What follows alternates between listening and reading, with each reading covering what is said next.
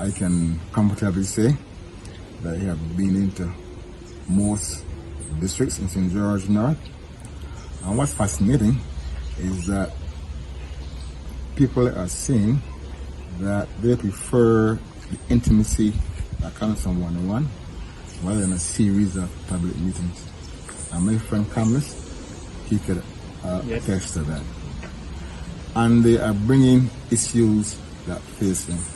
And those issues can only be known if you have that connection to the people.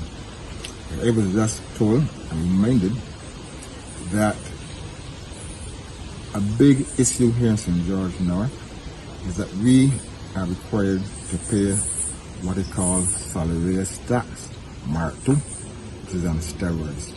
We are far from any sewage system. Why should we in St. George North be required to pay for a service that gives no benefit to us in St. George North?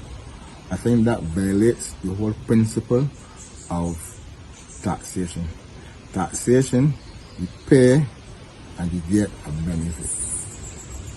That does not apply in this case. You yourself would have seen the state of the roads, and as a city man, he is in awe of the state of the roads in St. George North. They are deplorable. Whether you go to South Cottage, whether you go to that cottage to Bishop Road, whether you go to Harry Hill, there are instances, and many instances, they abound where the road infrastructure is in urgent need of attention. There's also issues around water. As we speak, from Jericho, everyday water is off right now. That's not one-off. That it has been scheduled for a long time. So here in Jericho, next door to Paradise, Roach Village, these neighboring districts, they routinely every Monday, Wednesday, and Friday, from 9 till about 4 o'clock, their water is turned off. It comes back on, and then Tuesday and Thursday, it's turned off. Night is turned off again. That is a major problem in a number of districts in St. George. Matter of fact, when they calculate the number of electors in the districts suffering from water outages that are scheduled, it's about 10% of the population of St. George North.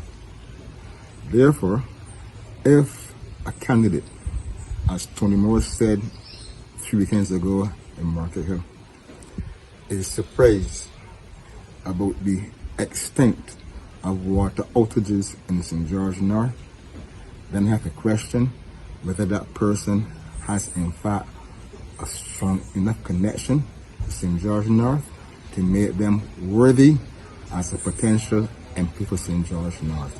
Without any connection to a constituency, then in my view, the candidacy is not viable. Morally, then that candidate is not qualified to represent St. George North. And on the other hand, I'm familiar with the issues that face St. George North. So I would not be heard saying that I did not know or was caught unaware about the extent of water outages in St. George North.